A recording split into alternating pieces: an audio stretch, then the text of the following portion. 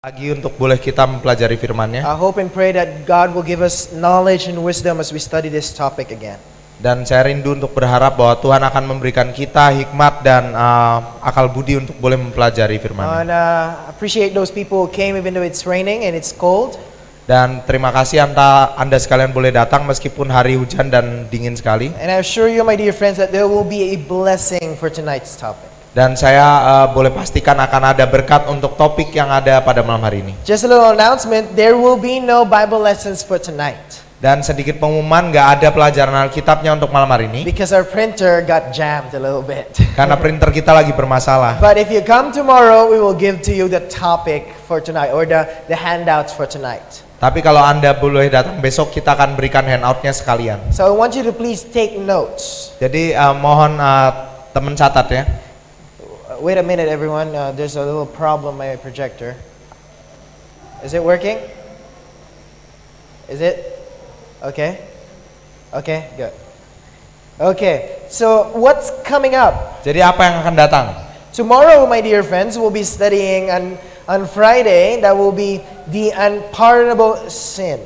Besok hari Jumat kita akan mempelajari mengenai dosa yang tidak dapat diampuni. What is the unpardonable sin? Apa itu dosa yang tidak dapat Is diampuni? there a sin that God cannot forgive? Apakah ada dosa yang Tuhan tidak bisa ampuni? Well, let us see that tomorrow. Dan besok kita akan bahas itu. On Saturday, my dear friends, we'll invite you to a Sabbath worship. Dan hari Sabtu nanti kita akan mengundang Anda ke peribadatan hari Sabat 9 o'clock in the morning. jam 9 pagi. The title of our topic would be Satan's Trojan Horses. Dan topiknya adalah kuda Troya, jebakan setan. What is Satan's Trojan Horses? Apa itu kuda Troya setan? I hope to see you on Saturday, my dear. We'll give the address tomorrow night. Dan kita akan berikan alamatnya besok malam ya. Now let us sing this song, Turn Your Eyes Upon Jesus, as a theme song. Mari kita nyanyikan bersama lagu tema kita, Pandanglah pada Yesus. Our chorister, please come up. Pemandu lagu kita. Let's all stand together. Mari kita sama-sama berdiri.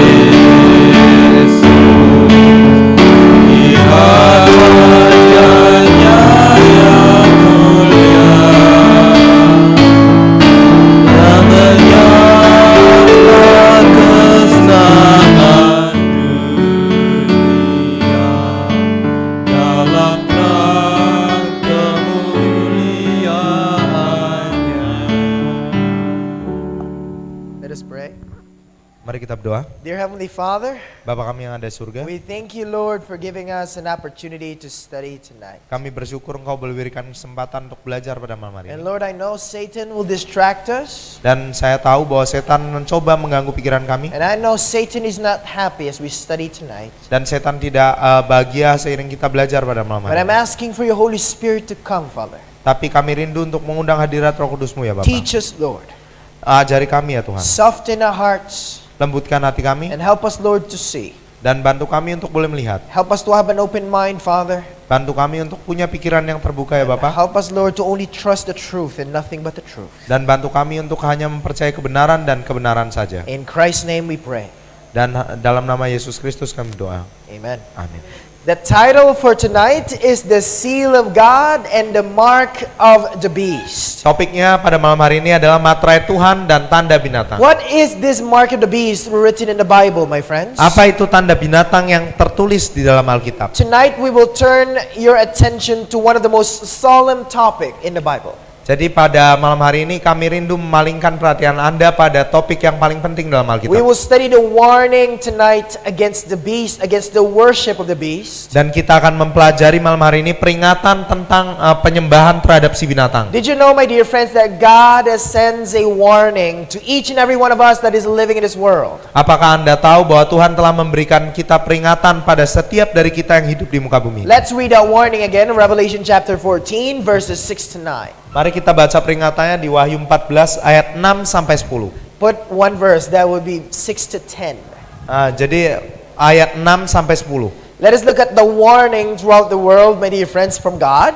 Mari kita lihat peringatannya dari Tuhan bagi seluruh dunia ini. Let's read it together on the board. Mari kita baca sama-sama dari layar. 1, 2, 3. Dan aku melihat seorang malaikat lain terbang di tengah-tengah langit, dan padanya ada Injil yang kekal untuk diberitakannya kepada mereka yang diam di atas bumi dan kepada semua bangsa dan suku dan bahasa dan kaum.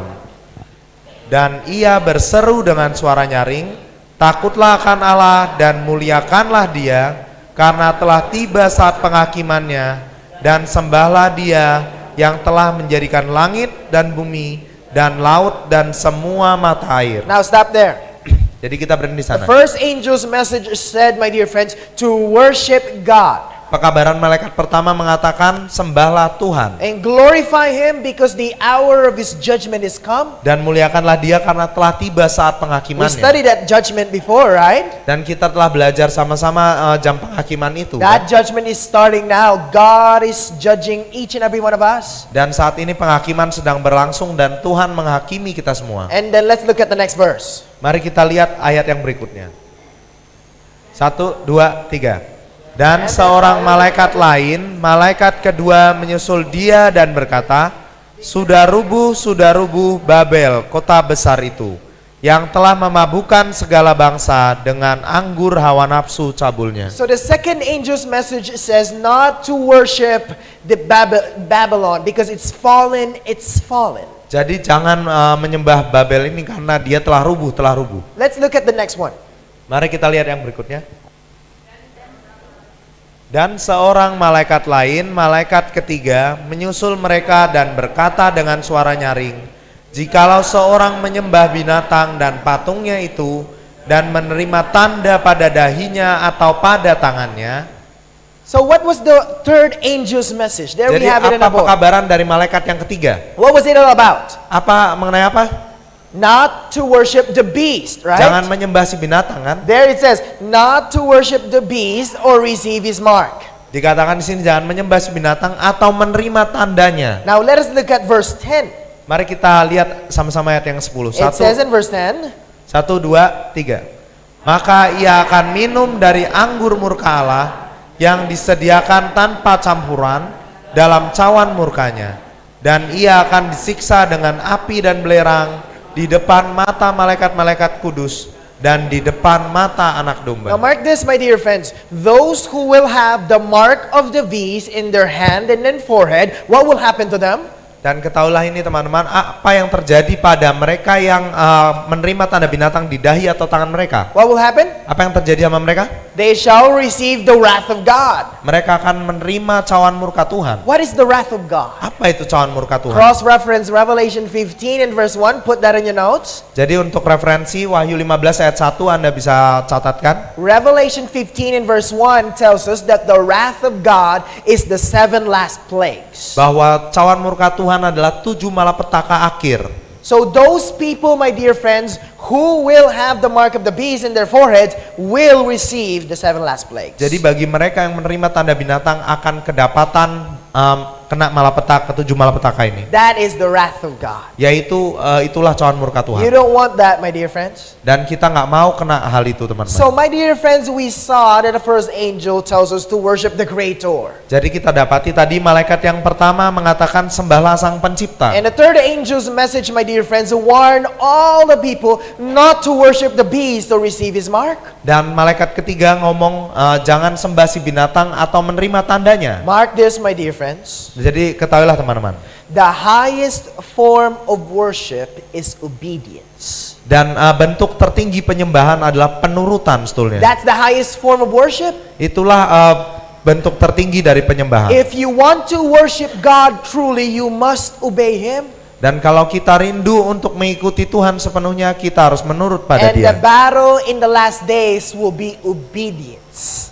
Dan pertempuran di hari akhir ini, di zaman akhir ini akan mengenai penurutan. Will you obey God or will you obey the beast? Akankah kita lebih menuruti pada perintah Tuhan atau si binatang? In fact, look at Revelation 14 and verse 12. Bahkan kalau kita lihat Wahyu 14 ayat 12, The Bible said, "Here is the patience of the saints. Here are they that keeps the commandments of God and the faith of Jesus." dikatakan Wahyu 14 ayat 12, yang penting di sini ialah ketekunan orang-orang kudus yang menuruti perintah Allah dan iman kepada Yesus. In the last days, my dear friends, I want you to notice Dan di akhir zaman ini saya mau untuk Anda ketahui that those people who are called saints, the people that will be saved, are those people who are keeping the commandments of God. bahwa orang-orang yang kedapatan diselamatkan dan orang-orang yang disebut orang-orang kudus di sini adalah mereka yang memelihara perintah Allah dan iman kepada Yesus. John saw that in the vision. Dan Yohanes melihatnya di dalam penglihatannya. Some people say there's no more commandments. Dan beberapa orang mengatakan nggak ada lagi perintah Tuhan. It's nailed to the cross. Itu sudah dipakukan di kayu salib. Now, listen to this, my dear friends. Jadi ketahuilah ini teman-teman. If there is no more commandments, why did God see the last day people will keep the commandments of God? Kalau perintah Tuhan itu memang sudah tidak ada lagi, kenapa di akhir zaman ini dikatakan mereka masih akan memelihara perintah Tuhan? Those who keep all the commandments of God and have the faith of Jesus will not worship the beast and receive his mark at the end time, my friends. Jadi mereka yang memelihara perintah Tuhan dan memiliki iman Yesus tidak akan menerima tanda binatang di akhir zaman ini. Revelation, my dear friends, present to us two groups in the last days. Dan di Wahyu di sini dihadirkan dua kelompok yang ada di akhir zaman. Only two groups. Hanya dua kelompok saja. How many groups? Berapa kelompok? Two. Dua kelompok ya. Right? Number one group worship the Creator. Yaitu yang kelompok yang pertama adalah yang menyembah Sang Pencipta. And one group worship the beast. Dan kelompok yang lain adalah yang menyembah si binatang. Which group will you be part of? Pertanyaannya adalah akan jadi bagian kelompok manakah diri kita? Which one? Yang mana? I hope you'll be part of those people who worship God, my dear friends. Saya harap kita bisa menjadi bagian dari mereka yang menyembah pada Tuhan. And did you know, my dear friends, that most of the world will actually receive the mark of the beast? Did you know that? Apakah Anda tahu bahwa hampir seluruh dunia ini akan kedapatan menerima tanda binatang? How much of the world? Berapa banyak dari dunia? All of the world. Hampir seluruh dunia Well, let's bahkan. read that in Revelation 13, 16, and verse 18. Mari kita baca di Wahyu 13 ayat 16 dan 16 and verse 8, sorry. 16 dan 8. I'm getting old, I can't see now. Wahyu 13 ayat 16 dan Verse ayat yang 8. Let us look at what it says in verse 16. Mari kita lihat pertama-tama apa yang ada di ayat yang 16. It says, "And he causes all, both small and great, rich and poor, free and bond, to receive a mark in their right hand or in their foreheads." Wahyu 13 ayat 16 dan 8. Dan ia menyebabkan sehingga kepada semua orang, kecil atau besar, kaya atau miskin, merdeka atau hamba, diberi tanda pada tangan kanannya atau pada dahinya. So what did the Bible say? Apa dikatakan oleh Alkitab? He causes how many? Dia menyebabkan berapa banyak? All. Semua. To what, my dear friends? Untuk apa? To receive the mark in their forehead and in their hand. Menerima tandanya pada dahinya atau pada tangannya. Rich or poor, free or bond, they will receive the mark of the beast. Kaya atau miskin, bebas atau merdeka atau hamba, mereka akan menerima tanda binatang. Look at verse 8. Mari kita lihat ayat yang 8. And all that dwell upon the earth shall worship him, whose names are not written in the book of life of the Lamb that was slain from the foundation of the world. Dikatakan di ayat yang 8, dan semua orang yang diam di atas bumi akan menyembahnya, yaitu setiap orang yang namanya tidak tertulis sejak dunia dijadikan di dalam kitab kehidupan dari anak domba yang telah disembelih. So the Bible tells us, my dear friends, he caused all to have the mark of the beast. How? Jadi Alkitab mengatakan ia menyebabkan semua orang untuk menerima tandanya. Bagaimana? We'll know how later. Dan kita akan tahu bagaimananya ini But nanti. notice, my dear friends, those who will have the mark of the beast are those people who are not written in the book of the Lamb. Tapi ketahuilah teman-teman bahwa mereka yang menerima tanda binatang adalah mereka yang namanya tidak tertulis di kitab kehidupan anak domba. But in verse 3 of Revelation 13, my dear friends, look at what it says. It says, all the world wondered after the beast. Bahkan di Wahyu 13 ayat 3 dikatakan seluruh dunia heran lalu mengikut binatang itu. Why is all the world wondering about the beast? Kenapa seluruh dunia bisa heran? Why, my dear friends? Kenapa demikian teman-teman? Well, there's reasons on this. Dan tentunya ada alasan untuk hal ini. Let's look at Revelation 16 and verse 17. Mari kita baca sama-sama Wahyu 13 ayat 16 dan 17. Number one reason is deception. Yang pertama alasannya adalah karena mereka tertipu. The whole world followed after the beast because they are deceived. Seluruh dunia ini akhirnya mengikut si binatang. Kenapa? Karena mereka tertipu atau tersesatkan. Number two reason is because there is a tremendous pressure. Yang kedua karena ada tekanan yang berat. They are pressured to worship the beast. Mereka terdesak sehingga akhirnya menyembah si binatang. In fact, let us look at number one, deception. Mari kita lihat yang pertamanya yaitu penipuan. Let us look at what it says there. It says verse 16, and he causes all both, small and great, rich and poor, free and bond, to receive a mark in their right hand or in their foreheads. Dikatakan, dan ia menyebabkan sehingga kepada semua orang, kecil atau besar, kaya atau miskin, merdeka atau hamba, diberi tanda pada tangan kanannya atau pada dahinya. Why is there having why do they have the mark? Kenapa mereka sampai akhirnya menerima tanda ini? Because they are deceived. Karena mereka tertipu. Number two, my dear friends, because of pressure.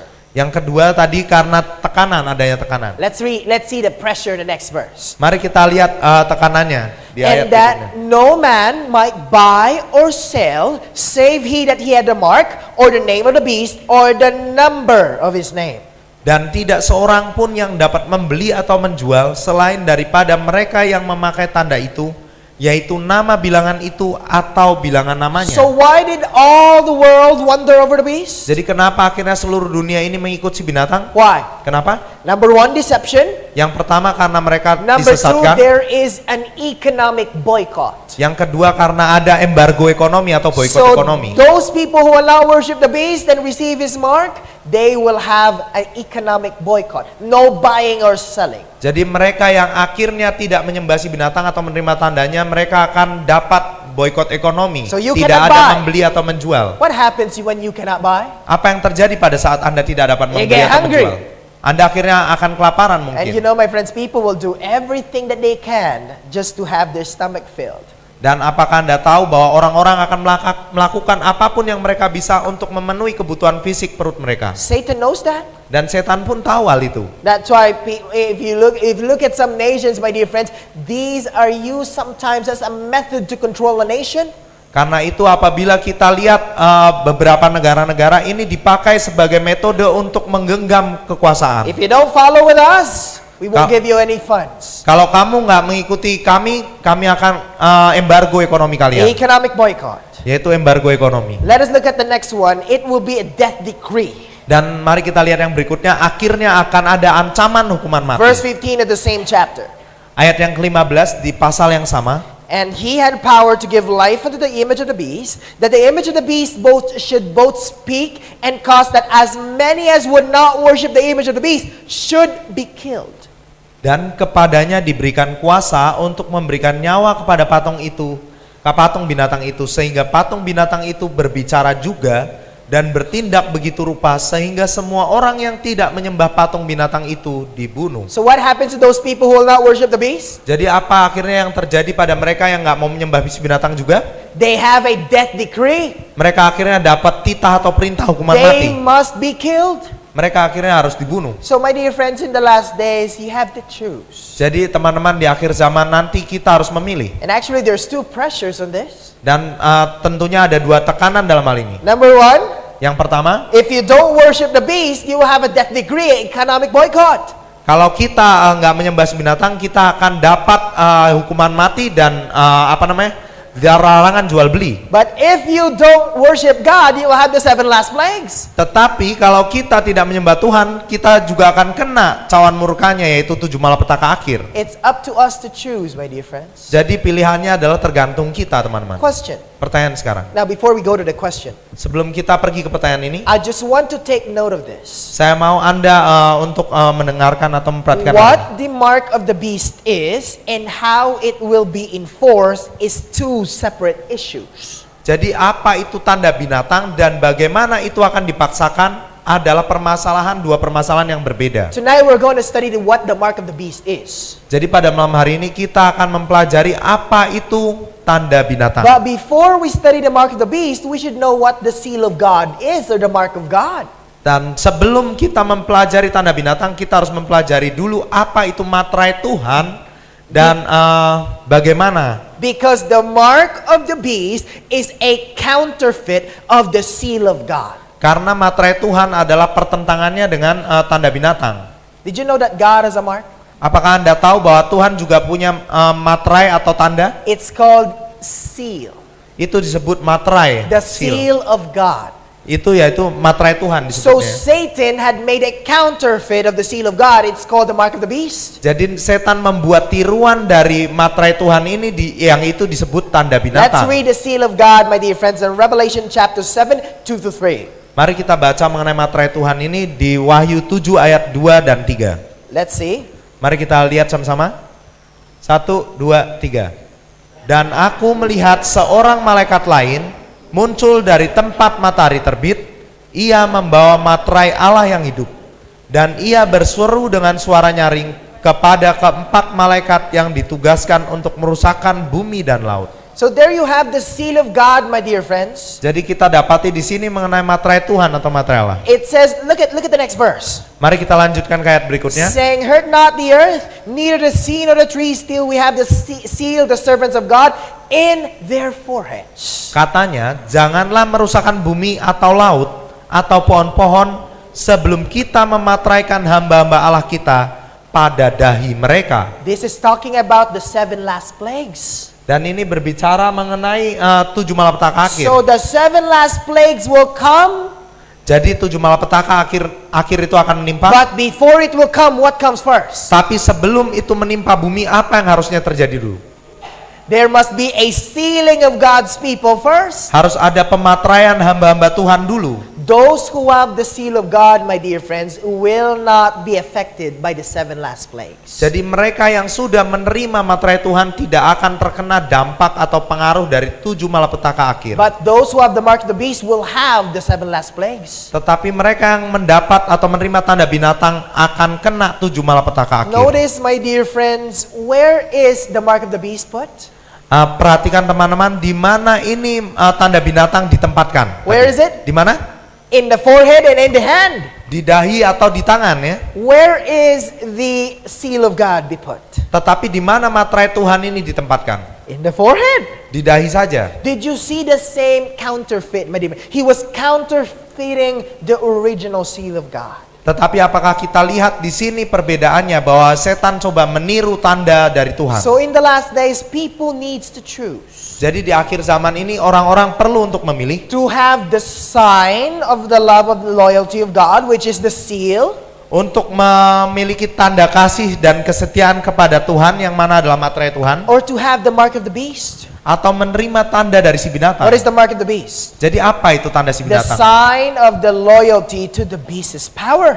Itu adalah tanda kesetiaan kepada kuasa si binatang sendiri. There you have the two choices, my dear friends. Dan disinilah kita dapati dua pilihan itu. Will you have the seal in your forehead Akankah kita menerima materai Tuhan di dahi kita? or the mark of the beast in your forehead? Ataukah tanda binatang yang ada? But let me tell you ahead of time, my dear friends, that this will not be a literal mark in your forehead. Tapi izinkan saya memberitahu dulu bahwa ini bukan tanda betulan dicapin ke dahi Anda ya. God is not gonna come in the last days and He will get a fiery, what's this stamp, and He's gonna put stamp in your forehead. Dan Tuhan tidak akan mendatangi kita satu persatu lalu ngecap dahi kita satu persatu dengan cap It's beneran. not gonna be stamp in your forehead. It's not gonna be like that. Jadi bukan cap yang beneran dicapin ke dahi kita ya. It's not gonna be like that, my dear friends. Bukan seperti itu teman-teman. This is not a literal mark. Ini bukan tanda yang literal betulan seperti itu Some people, the dicapin. mark of the beast will be a microchip. Dan beberapa orang mengatakan tanda binatang itu akan menjadi sebuah microchip. Have you heard about this before? Apakah Anda pernah dengar hal itu It will be sebelumnya? a microchip in your head and in your hand. Itu adalah microchip yang akan ditanamkan di dahi atau di tangan kita. But this is just a decoy. Tetapi ini hanyalah pengalih This perhatiannya is not saja. true, my dear friends. Dan ini bukanlah hal yang benar I teman-teman. want to tell you tonight that Satan is wiser than that. Saya mau mengatakan bahwa setan lebih berhikmat daripada itu. And I believe Satan is using this to derail us from the real mark of the beast. Dan saya percaya setan mencoba mengalihkan kita dari pengalihkan perhatian kita dari tanda binatang yang asli. And people say, oh, I don't have the mark of the beast, I don't have the microchip. Dan orang mengatakan, saya nggak dapat tanda binatang kok, saya nggak pakai microchip itu. It's not that easy, my dear friends. Itu nggak semudah itu. I believe the whole world will have to have the microchip. Saya percaya seluruh dunia nggak akan menerima microchip The juga. Bible is filled with symbols, my friends. Dan Alkitab ini dipenuhi dengan lambang-lambang, teman-teman. Forehead in the Bible, it represents belief. Dan di dahi itu artinya itu melambangkan kepercayaan kita atau pikiran kita. When you look at your forehead there you will find your frontal lobe. Dan pada saat kita lihat di dahi kita ini, disinilah tersimpan otak depan You kita know what's atau a frontal frontal lobe lobe? kita. You know what's a frontal lobe? Apakah Anda tahu apa itu otak depan kita atau That's frontal lobe? the biggest chunk in your brain. Itu adalah bagian terbesar dari otak kita. It controls your morality, your spirituality, and your will. Itu mengontrol atau mengendalikan moralitas kita, spiritualitas kita, Will. dan kehendak kita. That is a symbol. The whoever have the mark in your brain controls your whole body, your whole system, your whole will. Itu menandakan bahwa siapa yang memiliki otak depan kita ini akan mengendalikan kemauan kita, What about the moralitas kita juga. What about the hand? Bagaimana dengan artinya di tangan? It's outward compliance. Ini adalah penampilan luar atau penurutan luar ya. Hands represents your works. Dan tangan ini melambangkan pekerjaan kita. In fact, let me give you a Bible text for you to understand this. Izinkan saya memberikan ayat Alkitab untuk kita boleh sama-sama mengerti. Exodus 13 and verse 9. Keluaran 13 ayat yang ke-9. It says, "And it shall be for a sign unto thee upon thine hand, and a memorial between thine eyes, and that the Lord's law may be in thy mouth." Keluaran 13 ayat yang ke-9. Hal itu bagimu harus menjadi tanda pada tanganmu dan menjadi peringatan di dahimu supaya hukum Tuhan ada di bibirmu. Notice, my dear friends, where did the law of God is put? Perhatikan teman-teman, di mana hukum Tuhan ini ditempatkan? Where? Di mana? Between your eyes. Di dahi. What's between your eyes? Ya apa itu di antara kedua mata? Kita langsung di dahi ya, memang terjemahan. That's your forehead. Itulah frontal lobe kita ya. And then in your hand, Yaitu dan di tangan kita, so that the law of the Lord be in your mouth. sehingga hukum Tuhan itu boleh ada juga dalam perkataan kita Mark bahkan. this, my dear friends. Ketahuilah ini teman-teman. The seal of God and the mark of the beast are not literal marks or implants in our foreheads or hands. Materai Tuhan dan tanda binatang bukanlah sebuah tanda literal atau yang ditanam di dahi atau pikiran kita. Did you understand that? Dan apakah Anda bisa mengerti hal itu? We have some visitors. We have some free space here in front. Kita ada beberapa tempat kosong We depan have sini. a free space here in front. Can you direct them please here? Boleh tolong arahin ke sini? Yes. There you have. Oke, terima kasih ya. Okay. Where am I? Sudah sampai mana saya tadi? Where? I get lost, you know. Where? Where? Okay, so now we understand that the mark of the beast are not literal marks. Jadi kita sekarang bisa pahami bahwa tanda binatang ini bukan tanda atau barang betulan ya. It's not going to be a microchip.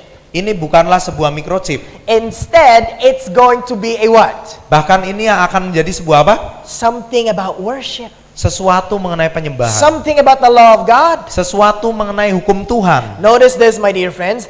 God's seal stands in contrast to the mark of the beast. Perhatikan ini teman-teman. Materai Tuhan ini bertentangan dengan tanda binatang. Did you understand that? Apakah bisa dipahami sejauh ini? Because the mark of the beast is a counterfeit of the seal of God. Karena tanda binatang ini adalah berlawanan dengan materai Tuhan. So before we understand what is the mark of the beast, we should ask the question, what is the seal of God? Jadi sebelum kita tahu apa itu tanda binatang, kita harus tanyakan dulu apa itu materai Tuhan. Because the seal of God is a counterfeit, right? Karena tanda binatang itu adalah sebuah barang palsunya ya. And according to the Bible, Dan menurut Alkitab, what happens to those people who have the seal of God? apa yang terjadi pada mereka yang mendapat materai Tuhan? Will not have the 7 last plagues. Mereka nggak akan menerima 7 malapetaka akhir. So what is the seal of God? Jadi apa itu materai Tuhan, But pertanyaan? before we go there, what is a seal? Dan sebelum kita pergi ke sana, apa itu materai? Terlebih dahulu. Any law major here? Apakah ada yang jurusan hukum di sini? A seal authenticates a document. Dan sebuah materai ini adalah yang mengesahkan sebuah dokumen. What happens to a document without a seal? Apa yang terjadi dengan dokumen tanpa cap atau materai? What happens? Apa yang terjadi? It's a void, right? Itu maka tidak akan berharga atau sia-sia. So if you have a birth certificate but it doesn't have a seal, what is that? Dan kalau kita punya akta kelahiran tapi kita nggak dapat materainya atau capnya, apa artinya itu? It's a void. Itu maka nggak So a bernilai. seal authenticates a document. Jadi sebuah materai atau cap ini mengesahkan sebuah dokumen. So therefore the seal of God authenticates something. Jadi materai Tuhan ini mengesahkan sesuatu dengan kata lain. Before we go, my dear friends, if you look at the seal, it has 3 components. Dan kalau kita perhatikan sebelum lebih jauh kita melangkah, ada 3 hal dalam materai itu sendiri. How many components? Ada berapa hal? 3 components. 3 hal. Number 1, the name. Yang pertama itu komponen yang pertama adalah nama. A title and position. Yang kedua jabatan atau posisi. And then the territory. Yang ketiga itu wilayah kekuasaan. Let me just illustrate it to you. Izinkan saya gambarkan pada Anda. The Philippines has a seal, especially the Philippine president. Dan di sini Presiden Filipina itu punya sebuah cap. It has 3 things on the seal. Ada 3 hal dalam capnya. What's number 1? Apa yang pertama? His name. Yaitu namanya. Number 2? Yang kedua apa?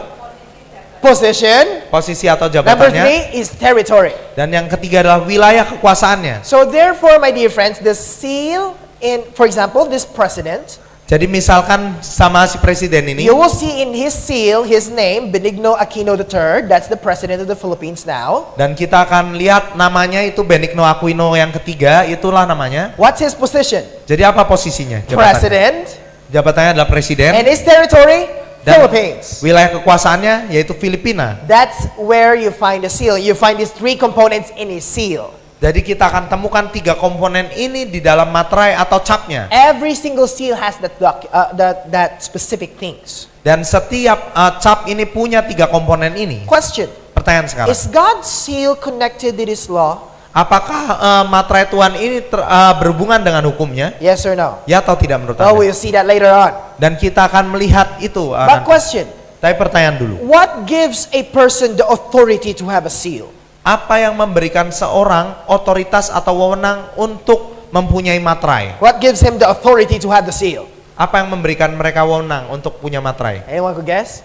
Ada yang bisa nebak mungkin? Well, what gives this man the authority to have the seal? Apa yang memberikan orang ini otoritas atau wewenang untuk punya cap itu? His position. Karena posisinya This sendiri ya. man has the seal because he is the president.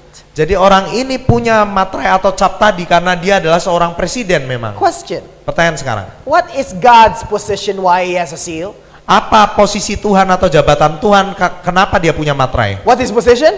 Menurut Anda apa? What is the answer? Creator. Okay, good. The creator. Jadi Tuhan adalah sang pencipta. So Jesus, my dear friends, has a seal because he is the creator. Jadi Yesus punya materai itu karena dia adalah sang pencipta sendiri. Are you still following or did I lost you? Apakah Anda masih dapat mengikuti ataukah saya kehilangan Anda? Sometimes I get excited, you know. So Kadang saya terlalu bersemangat jadi kecepatan. So maybe I lost you already. Jadi saya takut kehilangan Anda ya. So please raise your hand. He said, Brother Jasper, you're going too fast. Jadi tolong angkat tangan Anda kalau saya terlalu cepat ya. Okay, Revelation 4 and verse 11. Let's read that together. Wahyu 4 ayat 11. Dikatakan 1, 2, 3. Engkau layak menerima puji-pujian dan hormat dan kuasa. Sebab engkau telah menciptakan segala sesuatu. Dan oleh karena kehendakmu semuanya itu ada dan diciptakan. Next verse. Ayat yang berikutnya. 7. Sembahlah dia yang telah menjadikan langit dan bumi dan laut dan semua mata air. My dear friends, the Bible tells us all over again and again that God is a creator. Teman-teman, Tuhan mengulang dan terus mengulang bahwa ialah sang pencipta. He created all things. That's why he has a seal. Ia telah menciptakan semuanya, karena itu ia punya wewenang untuk punya materai tadi. Question. Pertanyaan sekarang, What did God do during the creation that proves that he's the creator? apa yang Tuhan lakukan pada saat penciptaan yang membuktikan dia adalah sang pencipta sendiri? What did he establish? Apa yang dia institusikan In atau order dirikan? for us to remember that he's the creator. Agar kita boleh ingat bahwa dialah sang pencipta kita. Anyone?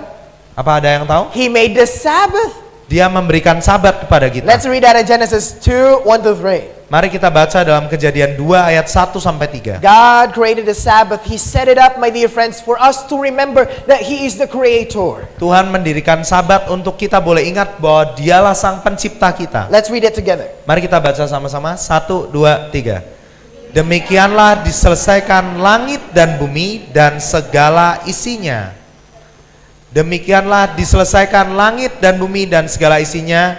Ketika Allah pada hari ketujuh telah menyelesaikan pekerjaan yang dibuatnya itu, berhentilah ia pada hari ketujuh dari segala pekerjaan yang telah dibuatnya itu. Lanjutkan.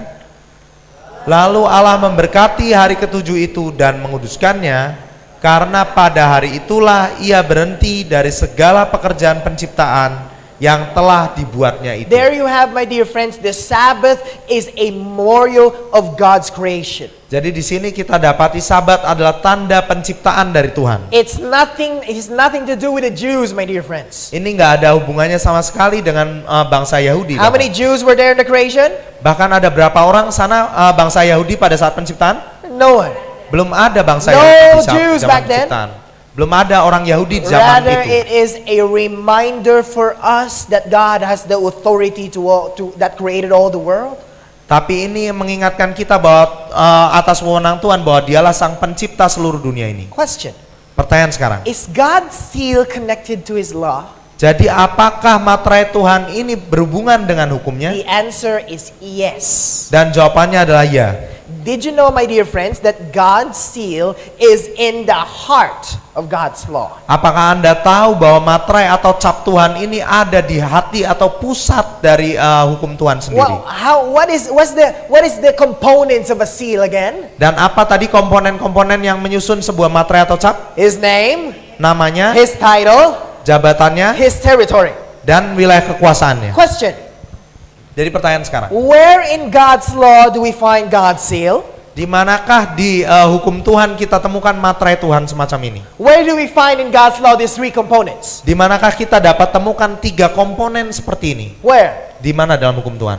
In the fourth commandment, Di dalam perintah keempat the tentunya. seventh-day Sabbath, my dear friends. Hari Sabat, hari yang ketujuh. How can you prove that, Brother Jasper? Jadi bagaimana kamu bisa buktikan itu, Saudara Jasper? Well, let's see the Bible. Jadi mari kita langsung lihat saja dari dalam Alkitab. Sola Scriptura, what the Bible says. Jadi kita lihat apa yang Alkitab katakan.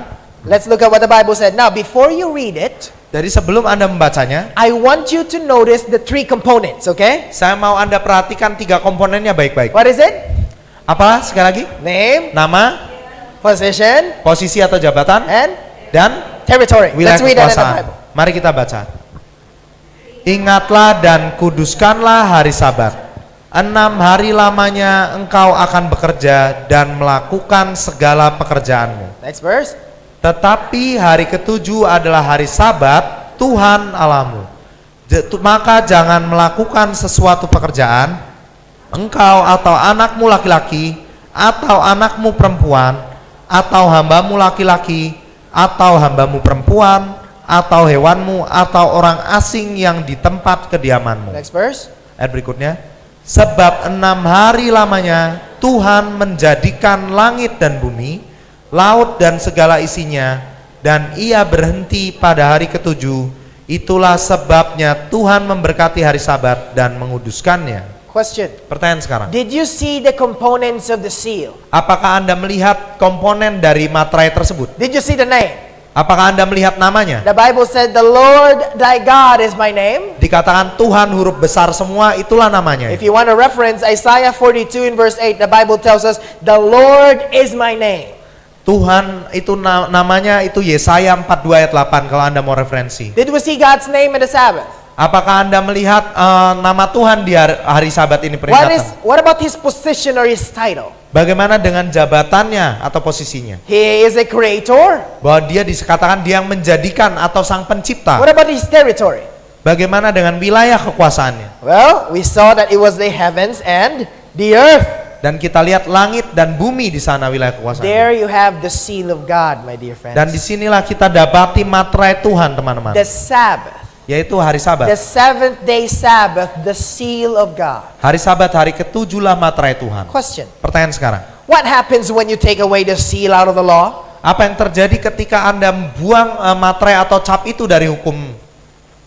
What happens to the document without a seal again? Apa yang terjadi pada sebuah dokumen tanpa materai atau tanpa cap? It's a void. Itu menjadi tidak berlaku. So what happens to the 10 commandments if you take away the Sabbath? Jadi apa yang terjadi pada 10 perintah kalau Anda singkirkan perintah mengenai hari Sabat? No wonder, my dear friends, Satan wants to take away the Sabbath out of the 10 commandments. Maka tidaklah mengherankan setan ingin sekali menyingkirkan Sabat dari 10 perintah. Because he knows that if he takes away the seal, he takes away the law. Karena dia tahu bahwa kalau dia bisa menyingkirkan materai Tuhan, dia bisa menyingkirkan semua hukum itu. Notice this, my dear friends. Jadi perhatikan ini teman-teman. If you take away the seal out of the document from the government, it shows that you are rebelling against the government. Dan kalau kita singkirkan cap atau materai itu dari dokumen pemerintah, artinya kita memberontak terhadap pemerintah yang bersangkutan. Did you understand? Apakah bisa tangkap If Joe ini? Jokowi, my dear friend, sends you a letter and you take away the seal, Dan kalau Jokowi mengirimkan atau mengesahkan sebuah surat lalu Anda singkirkan capnya, what does it mean? apa artinya itu? You are rebelling against the president.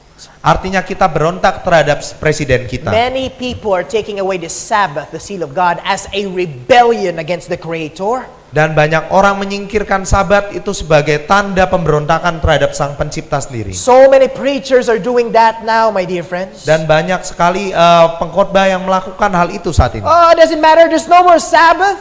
Tidaklah penting lagi, nggak ada lagi itu hari We Sabat. should worship only the first day. Mari kita berbakti pada hari pertama saja. If it doesn't matter, my dear friends. Itu tidak penting lagi, tidak masalah lagi. Listen to this. Tapi perhatikan ini If teman-teman. it doesn't matter, my dear friends, why you keep the Sabbath or not, Dan kalau memang tidak masalah untuk memelihara Sabat atau tidak, then it doesn't matter which woman I sleep into. maka tidak masalah juga wanita mana yang saya tiduri. Because the 10 commandments is fourth commandment, and the thou shalt not commit adultery is one in one place. Dan perintah keempat dan perintah jangan berzina itu ada di tempat yang sama. If there's no Sabbath, my dear friends, then I can kill anyone. Dan kalau tidak ada hari Sabat, maka saya bebas membunuh siapapun. Because if you take away one, you break all. Karena kalau kita singkirkan satu, maka kita melanggar semuanya. No wonder, my dear friends, Satan wants to take away the Sabbath. Dan tidaklah mengherankan setan ingin sekali mencabut perintah Sabat. Because if you take away the seal, you take away the authenticity of the Creator. Dan kalau kita singkirkan Sabat, kita bisa singkirkan pengesahan dari Sang Pencipta sendiri. Are you rebelling against God, my dear friends? Dan By taking apakah away kita seal? berontak terhadap Tuhan dengan menyingkirkan materainya? If you don't believe me, open your Bibles in Ezekiel 20 and verse 20. Dan kalau Anda tidak percaya saya, mari kita buka Yeskiel 20 ayat yang ke-20. It says, and how long keep my Sabbath, and they shall be a sign between me and you, that you may know that I am the Lord your God. Yeskiel 20 ayat yang ke-20. Kuduskanlah hari-hari Sabatku sehingga itu menjadi peringatan di antara aku dan kamu, supaya orang mengetahui bahwa akulah Tuhan Allahmu. What did it say? Apa dikatakan sana? It says, my dear friends, that when you keep the Sabbath, it is a sign, it is a seal that you are my servant and I am your God. Dikatakan pada saat engkau melihara hari kudusku, itu adalah tanda bahwa di mana engkau adalah hambaku. Itu adalah sebuah tanda atau peringatan. So that tells us, my dear friends, that if you're not obeying the Sabbath, you don't have the sign. Dan itu mengatakan pada kita kalau kita tidak memelihara hari Sabat, kita akan kehilangan tanda itu. There you have the seal of God, the Sabbath. Dan disinilah kita dapati materai Tuhan, yaitu hari Sabat. Mark this, my dear friends. Dan ketahuilah ini teman-teman. A spirit-filled Christian that is keeping the seventh-day Sabbath truly has the seal of God.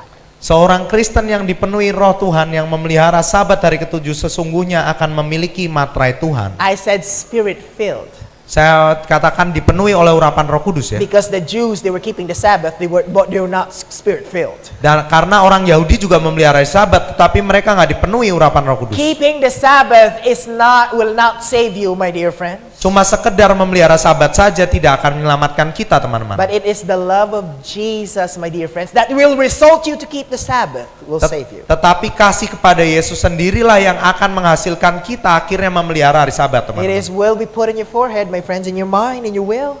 Dan ini baik untuk kita tanamkan dalam pikiran dan tindakan kita. So what about the mark of the beast? Jadi apakah tanda binatang We itu? know that the seal of God is what, everyone? Dan kita sudah ketahui materai Tuhan tadi apa teman-teman? Is the Sabbath. Hari Sabat. What about the mark of the beast? Bagaimana dengan tanda si binatang? Well, Revelation 14 verse 9, let's read it together again. Wahyu 14 ayat 9, mari kita baca sekali lagi. Dan seorang malaikat lain, malaikat ketiga, menyusul mereka dan berkata dengan suara nyaring, jikalau seorang menyembah binatang dan patungnya itu, dan menerima tanda pada dahinya atau pada tangannya. So what happens, my dear friends? Jadi apa yang terjadi teman-teman? Those people who have the mark of the beast shall suffer. Mereka yang mendapat tanda binatang akan menderita juga. And according to John, he saw a group of people who have the mark of the beast. Dan menurut Yohanes di sini dia melihat banyak orang menerima tanda binatang. And look at verse 12, my dear friends. Dan mari kita lihat Wahyu 14 ayat yang ke-12.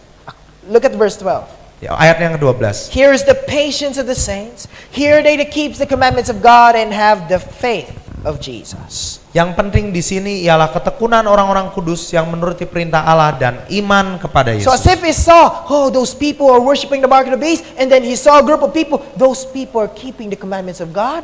Jadi seakan-akan dia melihat, wah kelompok orang-orang itu mereka yang menerima tanda binatang. Akhirnya dia lihat lagi di sisi lain, ada kelompok orang yang akhirnya menuruti perintah Allah. There will only be two groups. Jadi hanya akan ada dua kelompok saja, Those people who have the mark of the beast, yaitu mereka yang mendapat tanda binatang, and those people who keeps the commandments of God. dan akhirnya ada mereka yang menuruti perintah Tuhan. Mark this, my dear friends. Jadi ketahuilah ini teman-teman. Evidently, those people who have the mark of the beast, Dan akhirnya mereka yang menerima tanda binatang, they are not keeping what? mereka akhirnya nggak memelihara apa?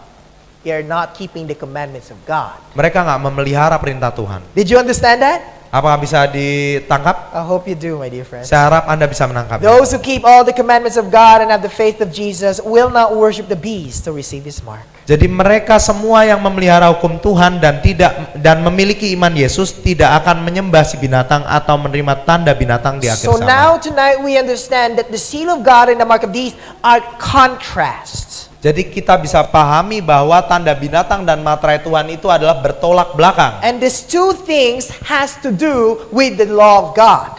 Dan kedua hal ini berhubungan dengan hukum Tuhan sendiri. So what is the mark of the beast? Jadi apa itu tanda binatang? Last night, what is the text that we used in the mark of the beast again?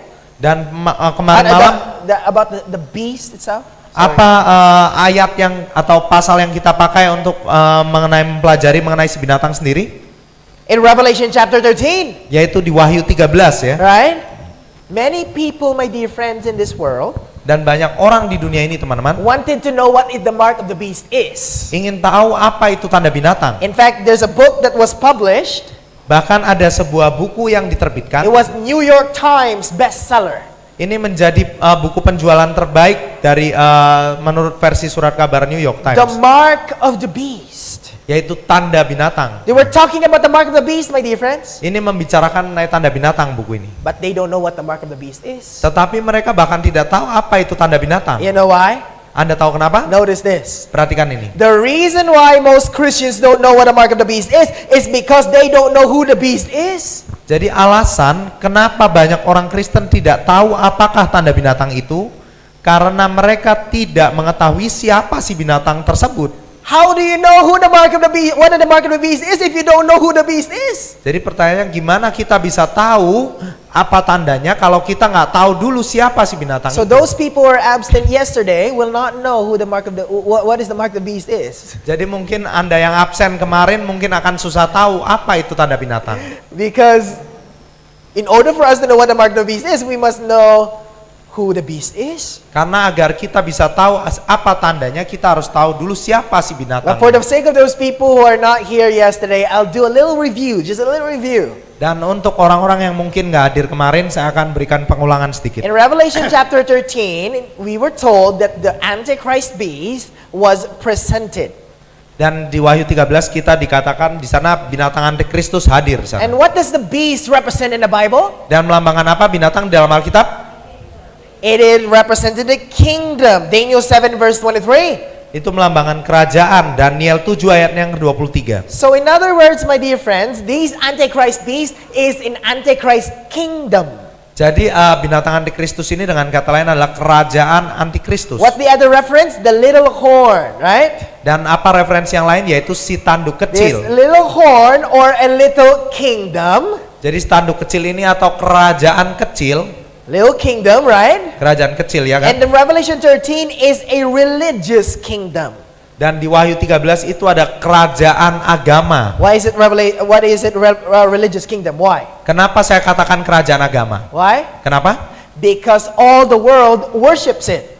Karena seluruh dunia menyembahnya. So it's a religious kingdom. Jadi ini adalah kerajaan yang berkaitan dengan So agama. if you fuse that together, that would have little religious kingdom. Jadi kalau kita gabungkan keduanya, kita akan punya kerajaan agama yang kecil. Is that clear so far? Apakah jelas jauh ini? And if you add one more, according to the Bible, it will be based on Rome.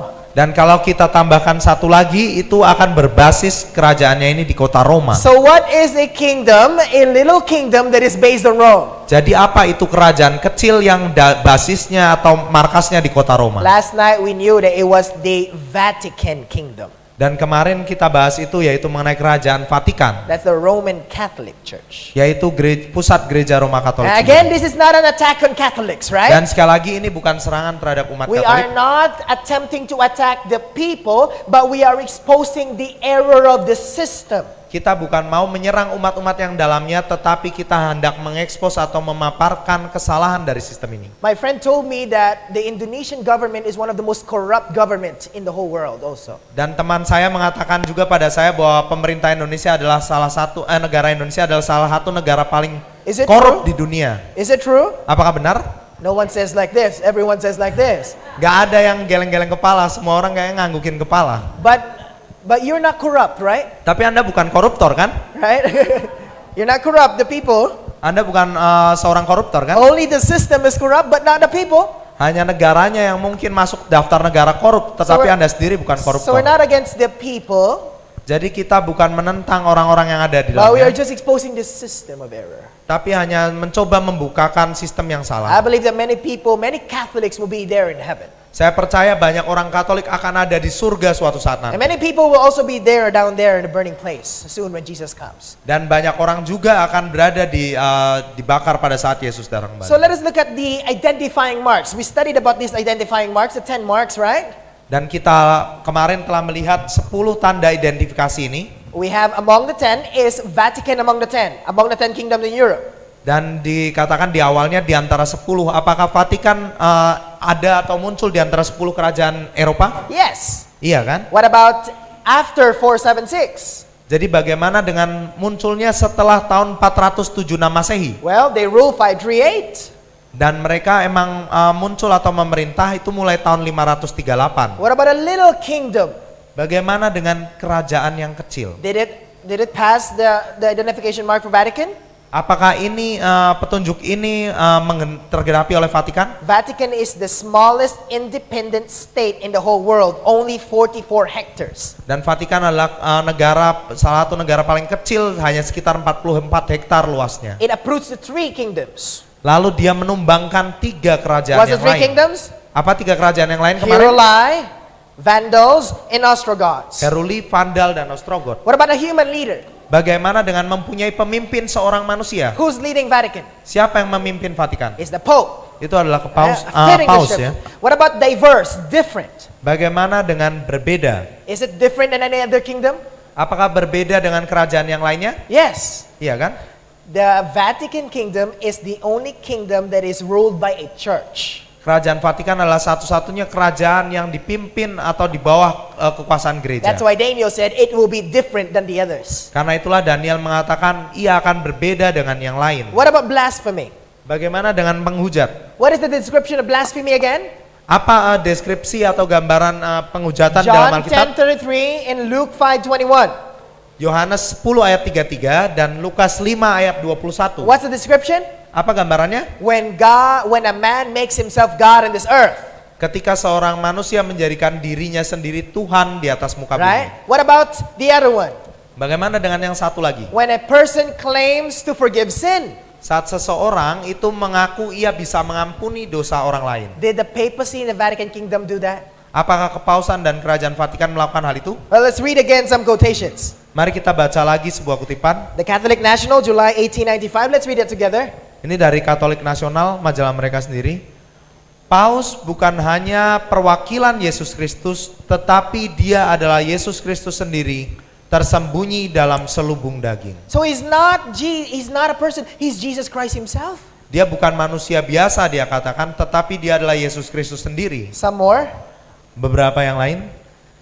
Dia adalah penguasa mutlak, hakim agung dari surga dan bumi, hakim dari semua, tidak dihakimi oleh siapapun, adalah Allah sendiri di bumi. We saw, my friends, that they said that we are God. I'm God himself in this world. Mereka mengatakan mereka adalah Tuhan sendiri di atas bumi. Is that blasphemy? Apakah itu adalah sebuah penghujatan? Well, I did not write that. They said that. Dan bukan saya menulisnya, sebenarnya mereka sendiri yang ngomongin hal Did ini. they claim to forgive sins? Apakah mereka mengaku dapat mengampuni dosa seseorang? Let's read this. Mari kita baca sama-sama. 1, 2, 3. Carilah di mana Anda ingin, di langit dan bumi, dan Anda akan menemukan seorang manusia yang dapat mengampuni orang berdosa, yang dapat membebaskannya dari rantai neraka. Manusia yang luar biasa ini adalah imam Roma Katolik. That's blasphemy, my friends. Itu adalah sebuah penghujatan. When a teman-teman. man claims to have the power to forgive sin. Saat seseorang mengaku mempunyai kuasa untuk mengampuni dosa. Let's read some more. Mari kita baca lagi.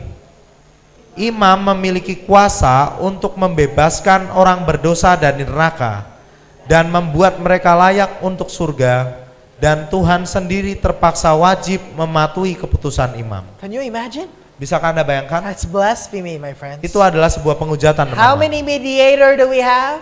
Dan berapa pengantara yang kita punya menurut The Bible Alkitab? said in 1 Timothy 2, 4 and 5, we have only one mediator. Dan Alkitab mengatakan di 1 Timotius 2 ayat 4 dan 5 No bahwa kita priest. hanya punya seorang pengantara saja, No priest, my friends. bukanlah seorang imam. We have only one mediator, which is Jesus. Hanya ada satu orang pengantara, yaitu Yesus So Kristus. there you have blasphemy number 7. Dan kita dapati penghujatan ini dia yang petunjuk nomor 7. It will be persecuting power. Ini akan menjadi kuasa yang menganiaya. It will change God's law. Ini akan coba mengubah waktu dan hukum Tuhan. It will rule for 1,260 years. Lalu ia akan berkuasa selama 1260 tahun. Did Vatican rule for 1,260 years? Apakah Vatikan berkuasa selama 1260 tahun? 538 to 1798. 1,260 years. 538 kemarin sampai 1798, 1260 tahun. I cannot review the whole thing for you. Dan Sorry. mungkin saya nggak bisa ngulang semuanya bagi Anda. But you can visit our website afi.org. You can see the recorded sermon there. You can watch. Dan mungkin ada websitenya, nanti bisa ditanya panitia, nanti bisa Anda lihat rekamannya di sana. But let us look at all the Protestants here. I want you to review this. Tetapi saya rindu untuk kita boleh melihat apa kata-kata dari para reformator kita. Any Protestants? Mungkin ada orang-orang Protestan di sini? Protestants? Yang Protestan? Let us look at what the Protestant says. Mari kita lihat apa yang orang-orang Protestan Martin katakan. Luther. Martin Luther. Kita diyakinkan bahwa kepausan adalah tahta sebenarnya dari antikristus yang benar dan sejati. Kalian perlu tahu bahwa paus adalah antikristus yang seluruh firman bicarakan. Did you understand? Apakah Anda bisa tangkap? This is what the Protestants believes, my dear friends, ever since. Inilah yang Protestan percaya semenjak keberadaannya. John Calvin says the same thing. John Calvin bahkan mengatakan hal yang sama. John Knox says the same thing. John Knox juga mengatakan hal yang sama. They believe, my dear friends, ever since that the Pope is the real Antichrist. Mereka bahkan percaya semenjak zaman mereka bahwa kepausan adalah antikristus yang That's sebenarnya. the reason why we are called the Protestant Church. Karena itulah kita disebut gereja Protestan. Because we are protesting against the Roman Catholic Church. Karena kita waktu itu melakukan protes terhadap gereja Katolik Roma. That's why it's funny whenever I ask people, who among you are Protestants? And I ask them, what are you protesting about? They don't know. Karena itu kadang aneh juga pada saat saya menanyakan orang, berapa di sini yang orang Protestan? Lalu saya tanyakan kembali, apa yang Anda proteskan? And by the way, orang-orang tidak tahu. By the way, this is the reason why people have transferred to America from Europe. Omong-omong, inilah kenapa orang-orang dari Eropa itu pada pindah dari benua Eropa That's ke why benua Amerika. America is called the Protestant nation. Karena itulah akhirnya Amerika disebut negara The Protestan. land of the free and the home of the brave. Dan itu disebut rumahnya orang-orang merdeka, tanahnya orang-orang merdeka, Why? dan tanahnya orang-orang pemberani. To separate the church from the state. Untuk akhirnya bisa ada pembebasan atau pemisahan antara gereja dan pemerintahan. Oh, I wish we have time to study America, my dear friends. Saya harap kita bisa punya waktu untuk mempelajari Amerika The nanti. second beast in the book of Revelation is actually America. Dan binatang kedua sebenarnya di kitab Wahyu pasal 13 adalah Amerika Serikat. I don't have any time, so I need to rush, okay? Saya nggak punya banyak waktu, jadi saya perlu agak terburu-buru. What sedikit. about the 666? Bagaimana dengan 666? Again, 666 is the number of the beast. Sekali lagi, 666 ini adalah bilangan si binatang. We notice that in Revelation 13 and verse 17. Dan kita dapati itu dari Wahyu 13 ayat 17. Notice, my friends, that the mark of the beast is not 666. Jadi Okay? ketahuilah teman-teman bahwa tanda binatang itu sendiri bukanlah angka 666 itu ya. Well, look at what it says, the mark of the beast later on. Dan kita akan melihat apa itu tanda binatang nanti. Let us look at Revelation 13 and verse 18. Mari kita baca dari Wahyu 13 ayat 18. It says, Dikatakan, yang penting di sini ialah hikmat. Barang siapa yang bijaksana, baiklah ia menghitung bilangan binatang itu, karena bilangan itu adalah bilangan seorang manusia, dan bilangannya ialah 666. the number of the name of the man in the beast's power is 666, my dear friends. Jadi bilangan si binatang itu adalah 666. In fact, Revelation 13 and verse 17 says that's the number of his name.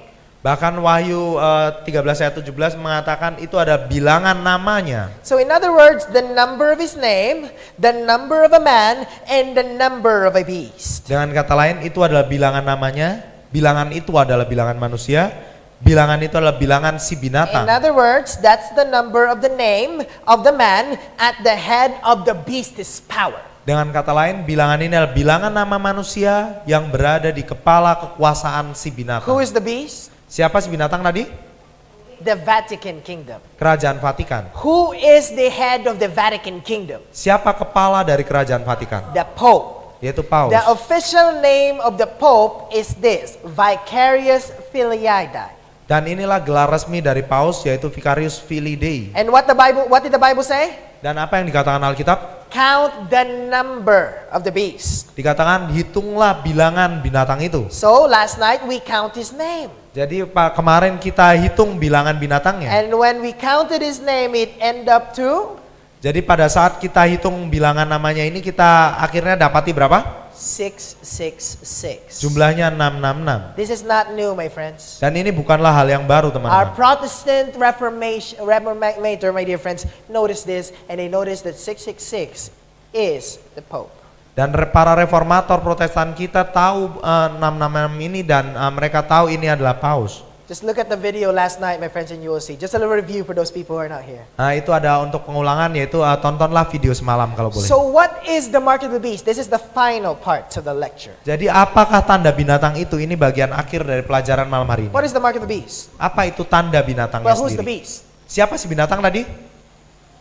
The Vatican, Kerajaan Vatikan, right? The Pope. yaitu In kepausan. order for us to know what the mark of the beast is, we just need to know what is the Vatican's mark.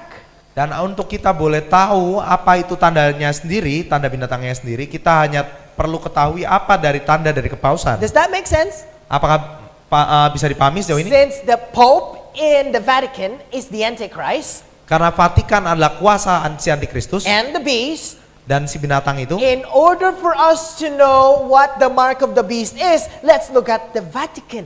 jadi agar kita bisa tahu apa tandanya dari mereka, What is mari the- kita lihat dari Vatikan What is sendiri. the mark of Vatican? Jadi apa tanda dari Vatikan? Well, we know that the Sabbath is the sign of God's authority. Dan kita ketahui bersama bahwa Sabat adalah tanda otoritas atau wewenang Tuhan sendiri. Therefore, the mark of the beast must be a sign of the beast or papacy's authority.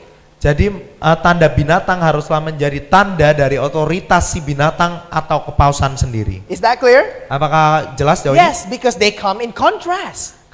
Tentu iya, karena mereka ini bertolak belakang. If you look at, my dear friends, the points here, you will see number 9, that the beast changed God's law. Dan kalau kita perhatikan petunjuk di sini yang ke-9 bahwa si binatang itu coba merubah hukum Tuhan. Daniel 7 verse 25, Di Daniel 7 ayat yang ke-25, the Daniel 7:25 Antichrist would think to change times and laws. dikatakan bahwa si antikristus itu berupaya untuk mengubah waktu dan hukum. Question. Pertanyaan sekarang, In the law, di dalam hukum Tuhan, is there anything in the law that talks about time? apakah ada sesuatu dalam hukum Tuhan yang berbicara mengenai waktu? Think. I want you to think. Saya mau Anda untuk berpikir. Is there any part of the law that talks about the time? Apakah ada bagian dari hukum Tuhan yang berbicara mengenai waktu? That's the fourth commandment. Itu adalah perintah keempat sendiri. It says, remember the Sabbath day to keep it holy. In the seventh day is the Sabbath of the Lord thy God. Dikatakan ingatlah dan kuduskanlah hari Sabat, tetapi hari ketujuh adalah hari Sabat Tuhan Allahmu. This is the only commandment that talks about time. Inilah satu-satunya perintah yang bicara And mengenai waktu. what did the beast will do? Dan apa yang si binatang itu tadi coba It lakukan? would change times and laws. Dia berupaya untuk mengubah waktu dan hukum. Satan has always been attacking the Sabbath day because it's the seal in God's law, my friends. Dan setan selalu berusaha menyerang hari Sabat karena itu adalah tanda wewenang dari Tuhan. Because they know if you take away the law, the seal, take away the law. Karena dia tahu kalau dia bisa singkirkan materainya, dia bisa singkirkan seluruh In hukum. fact, this is what the Pope said. Bahkan inilah yang dikatakan Paus, This is what they believe. inilah yang mereka percayai. 1, 2, 3. Paus memiliki kuasa untuk mengubah waktu, untuk membatalkan hukum, dan untuk membuang segala sesuatu, bahkan ajaran-ajaran Kristus. There you have a fulfillment of prophecy in Daniel chapter 7. Dan kita di sini dapati penggenapan nubuatan dari Daniel 7 sendiri. In fact, I will review in the Converts Catechism. Bahkan sedikit pengulangan untuk katekisme Katolik. This is the handbook of every Catholic. Ini adalah buku panduan untuk setiap orang Katolik. Question, which is the Sabbath day? Di sana dicatatkan yang manakah hari Sabat itu? Ada pertanyaan. Saturday is the Sabbath day. Hari Sabtu adalah hari Sabat. Why do we observe Sunday instead of Saturday? Jadi kenapa kita menyucikan hari Minggu gantinya Sabtu? Because the Catholic Church transferred solemnity from Saturday to Sunday. Karena gereja Katolik memindahkan kesucian Sabtu kepada hari Minggu. Can you imagine, my friends? Anda bisa bayangkan teman-teman? What did the Bible say? Jadi apa yang Alkitab katakan? It would change times Dikatakan ia akan berusaha mengubah waktu and laws. dan hukum. In fact, this is from Always on Sunday, this rock, June 1997, Catholic Answers. It says, Ini dikatakan di Always on Sunday, itu jawaban dari Katolik sendiri. Gereja Katolik menunjuk Minggu sebagai hari untuk ibadah bersama dan bertanggung jawab untuk perubahan tersebut. so who changed? Jadi siapa yang merubahnya? It was the Catholic Church. Ini adalah gereja Katolik sendiri. It would think to change times and laws, my friends. Dikatakan ia berusaha untuk mengubah waktu dan hukum. In fact, let's read this. Bahkan mari kita lihat hal ini. Catherine Catholic Church, sent on May 21, 1995. This is from a Catholic priest. Let's read it Ini together. dari seorang imam Katolik. Mungkin hal yang paling berani, perubahan paling revolusioner yang pernah dilakukan gereja terjadi pada abad pertama. Hari suci, hari Sabat itu telah dirubah tanpa petunjuk apapun yang tercatat dalam Alkitab. Next. Yang berikutnya. Tapi dari pengertian kekuasaan gereja sendiri, orang-orang yang berpikir bahwa Alkitab harus menjadi otoritas yang tunggal, secara logis harus menjadi Advent hari ketujuh dan menjaga kesucian Sabtu. I did not say that, my friends. Bukan saya yang mengatakan hal ini. This is from Father Enright, president of Redemptorist College. This is a professor in a college, a Catholic college. This is what it says. Ini adalah dari seorang profesor di Universitas Katolik.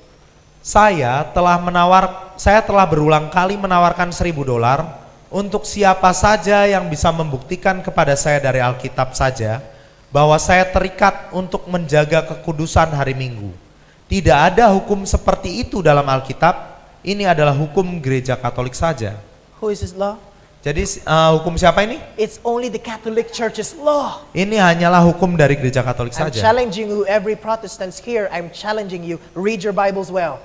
Dan untuk setiap orang Protestan, saya tantang Anda untuk membaca Alkitab Anda baik-baik. Let's look at what it says next. He said, Mari kita lihat apa yang dia katakan let's read it selanjutnya. together. Mari kita baca bersama. 1, 2, 3. Alkitab mengatakan, ingatlah dan kuduskanlah hari Sabat. Gereja Suci Katolik mengatakan tidak. Dengan kuasa ilahi saya menghapuskan hari Sabat dan memerintahkan Anda untuk menjaga kesucian hari pertama dalam minggu. Dan lihatlah seluruh dunia berlutut dalam ketaatan yang penuh hormat pada perintah dari Gereja Suci Katolik. Who is it, law? Hukum siapa ini? It's not the law from the Bible, my friends. Ini bukan hukum dari Alkitab, And teman-teman. it says the entire civilized world wonders. There you have the fulfillment of Revelation chapter 13 verse 3, that the whole world will wonder. Dan dikatakan, dan lihatlah seluruh dunia berlutut dalam ketaatan. Inilah pengenapan dari Wahyu 13 ayat 3 bahwa seluruh dunia menjadi heran. I'm not here to offend any Sunday keepers. Dan saya tidak di sini untuk menyerang para pemelihara hari Minggu ya. I'm here to tell you the truth. Saya di sini untuk mengatakan kebenaran pada Anda. Let us look at the next one. Mari kita Let's read lihat it yang together. berikutnya. Ada dan merupakan sebuah perintah untuk menjaga kesucian hari Sabat. Tetapi hari Sabat bukanlah hari Minggu.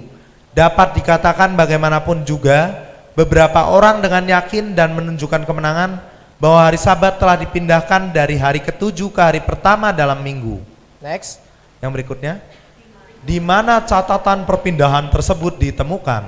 Tidak dalam perjanjian baru, sesungguhnya tidak.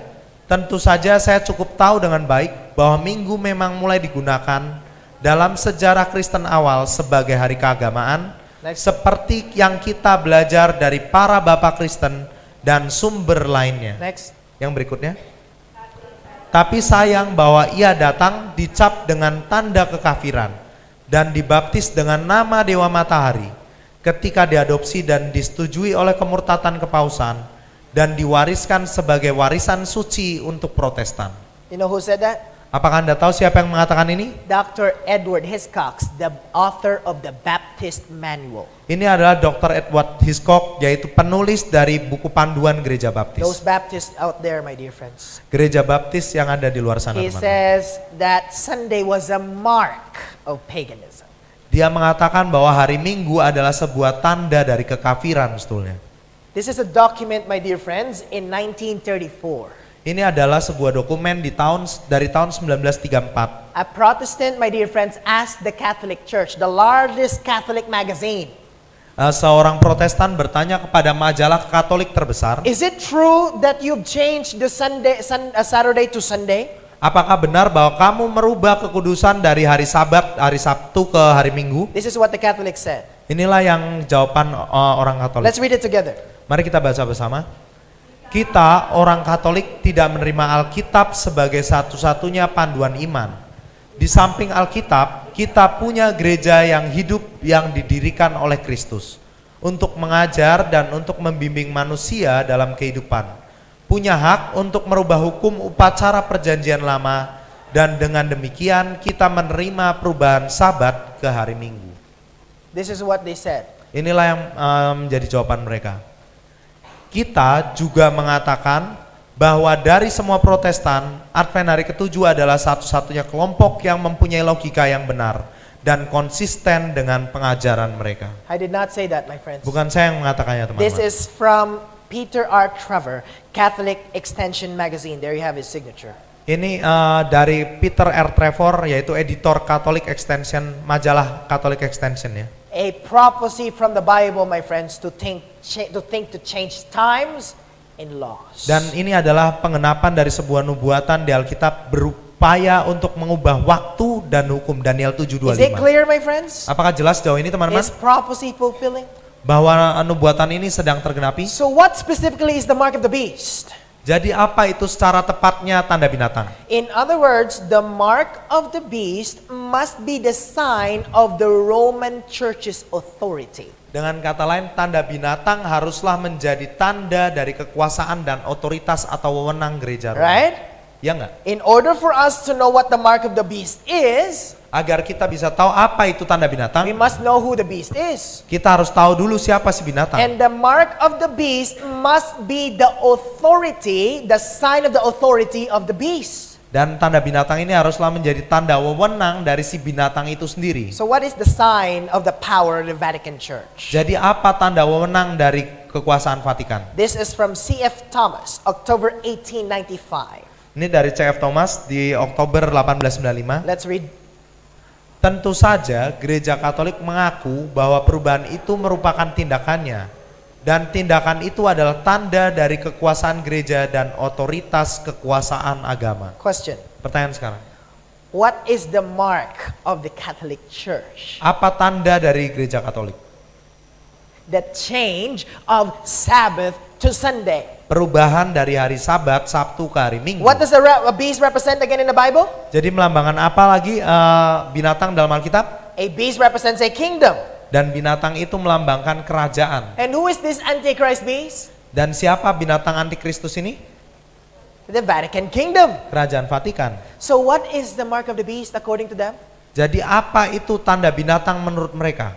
Let me read a quotation again to you. Izinkan saya baca kutipannya lagi dari mereka. This is from the Catholic Answers. It says, Ini dari jawaban Katolik. Gereja Katolik menunjuk Minggu sebagai hari ibadah bersama dan bertanggung jawab untuk perubahan tersebut.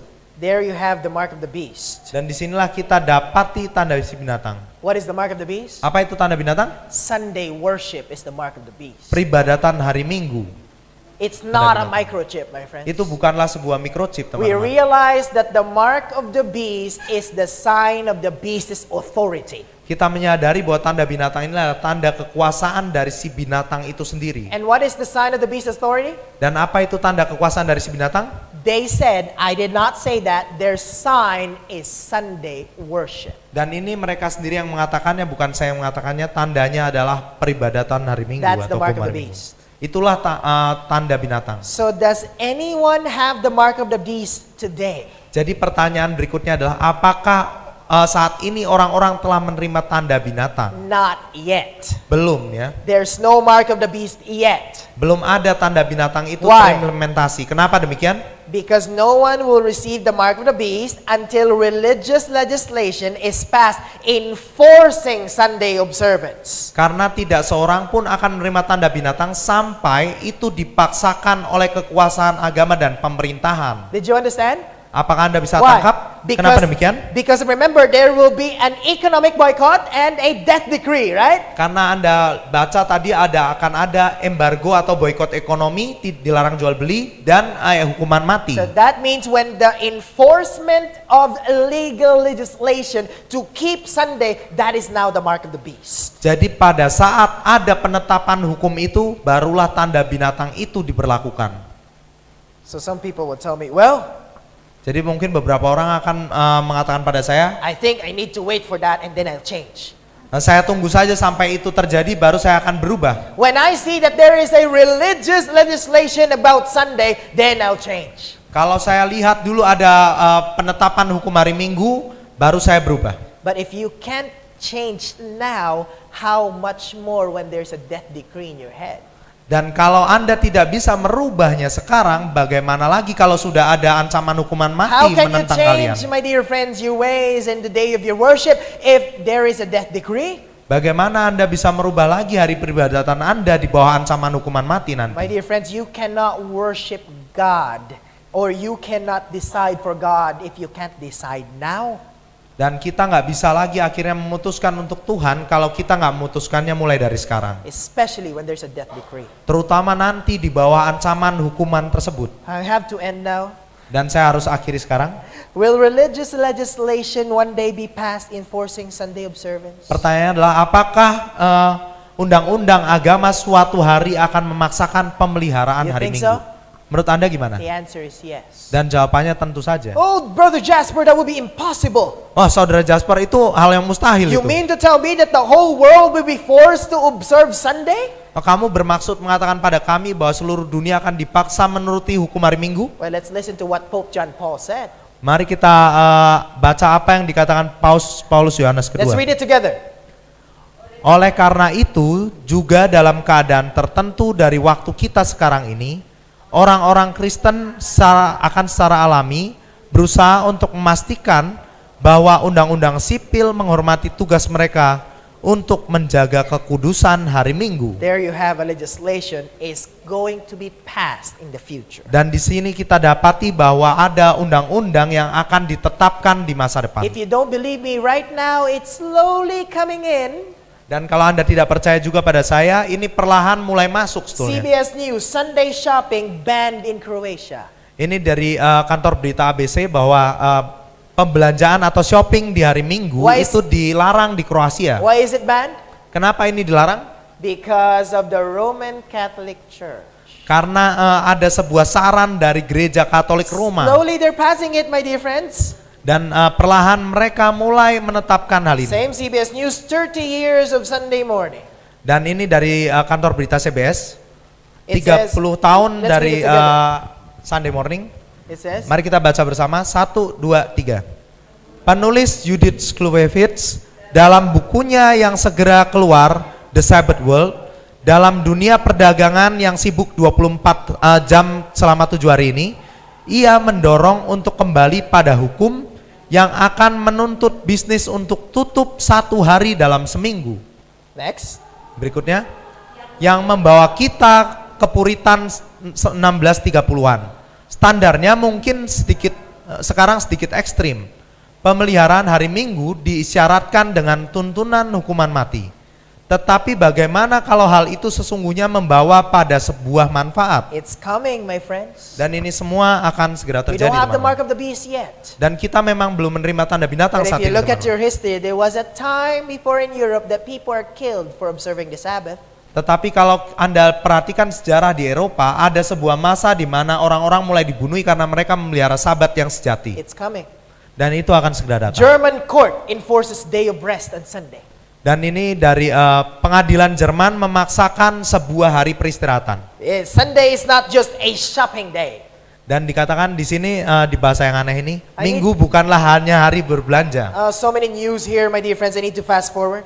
Dan begitu banyak berita di sini, saya harus persingkat. European Sunday Alliance, a group of people that goes forward to say Sunday must be kept. Dan di sini ada sebuah perkumpulan yaitu Aliansi Hari Minggu Eropa, Last di mana news. mereka mengatakan hari Minggu harus dipelihara. Last news I want to show you. Dan berita terakhir yang saya rindu untuk ungkapkan pada saudara-saudara. Israel adopts Sunday off. Israel mengadopsi hari libur yaitu hari Minggu. Who's Israel? Siapa itu Israel? Those are Jewish people. They observe the Sabbath. Mereka adalah bangsa Yahudi yang seharusnya memelihara hari Sabat. All the world will wonder upon the beast. Seluruh dunia dikatakan akan heran terhadap si binatang Soon itu. enough it will come, my friends. Dan segera itu akan datang, I teman-teman. don't know, there's a car-free day in Sunday here in Indonesia. Dan saya tidak tahu apakah Car Free Day sudah dimulai di Indonesia saat ini di hari Minggu. I don't know. Saya nggak tahu apakah itu sudah dimulai. We will see if it's coming here. Dan kita akan lihat apakah itu akan terus meningkat di sini. But soon enough, my dear friends, legislation will come to pass. Tapi segera sebuah hukum akan dicanangkan. So many information I tell you, but I need to end. Dan begitu banyak informasi yang saya perlu ungkapkan, tetapi saya perlu akhiri. But I want to tell you the truth, my friends. Tapi saya rindu untuk mengatakan kebenaran, teman-teman. The Bible said in 1798, the beast has a deadly. Alkitab mengatakan di 1798 akhirnya si binatang itu mendapat luka yang membahayakan But hidupnya. last night we saw that the deadly wound will be healed. Dan pada malam hari kemarin kita melihat bahwa luka yang membahayakan hidupnya itu akhirnya akan sembuh. They shall soon to be past, my friends. Mereka segera akan sembuh. The Vatican Kingdom will soon have its power regained in the world. Dan kerajaan Vatikan akan segera mendapatkan kuasanya kembali atas dunia ini. So tonight, Jadi pada malam hari ini God has given you a choice. Tuhan telah memberikan kita sebuah kesempatan. Sabbath or Sunday. Sebuah kesempatan untuk memilih antara hari Sabat atau hari Minggu. Jesus Christ or the Antichrist. Yesus Kristus atau Antikristus. The commandments of God or the commandments of man. Perintah Tuhan atau perintah manusia. The whole world will soon to face that decision. And if you cannot decide now, you will not decide later. Dan seluruh dunia akan harus menghadapi untuk memilih keputusan tersebut. Dan kalau Anda tidak bisa memutuskan sekarang, apa yang membuat Anda bisa memutuskan suatu We saat? realize, my friends, that this is not an implant. Dan kita sadari bahwa ini bukan microchip yang I was ditanamkan. talking about belief, my dear friends, in outward compliance. Dan kita berbicara mengenai ketaatan dalam perenungan pikiran dan pelaksanaannya. The question is, who are you willing to choose? Dan pertanyaan adalah siapa yang akan kita pilih? The Bible said, remember the Sabbath day to keep it holy.